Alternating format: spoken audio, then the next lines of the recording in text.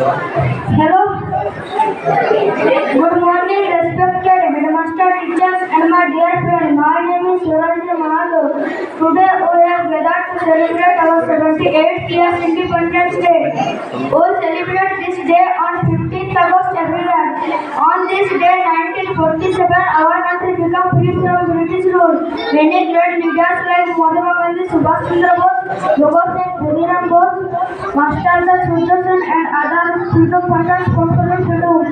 Because of their sacrifices, we are living in a happily independent country. We should respect our freedom fighters and remember their struggle. We should also work hard to make our country proud. Let us promise today that we will study our help others and keep our country free and strong.